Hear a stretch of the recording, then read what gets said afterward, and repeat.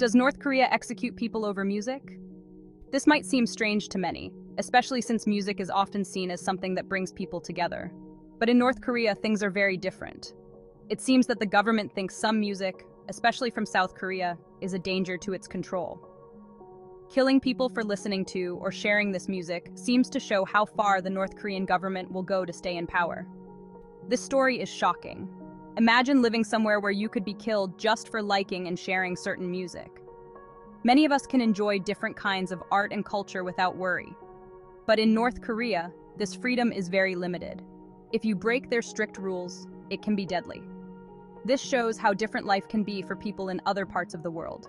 In 2022, a 22-year-old man from South Hwanghae province was executed in North Korea. His story shows how extreme the North Korean government can be. So what did he do?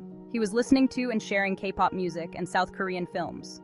K-pop, or Korean pop music, is loved by many for its catchy songs and fun dances. It is very popular around the world but banned in North Korea. K-pop is seen as bad and a threat to the government's control. The government calls it anti-socialist and reactionary, and people caught with it face harsh punishment. North Korea is cracking down on what it calls harmful culture. The government is scared that outside influences could weaken its control.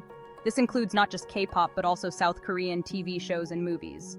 They worry that these things could make people unhappy with their lives and might lead to rebellion. In 2020, North Korea banned anything seen as a threat, so also K-pop. The government made a law called the Anti-Reactionary Thought Law, which gives harsh penalties to those caught with foreign media. This law is meant to keep North Koreans away from outside influences and keep the government's control strong.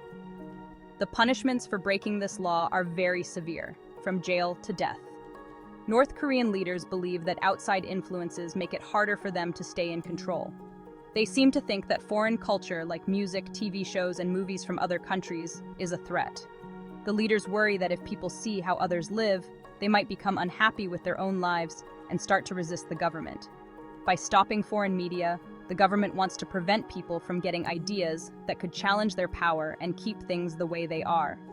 The South Korean government has condemned these actions, calling them human rights violations. South Korea and many human rights groups have criticized North Korea for its harsh treatment of people who consume or share foreign media.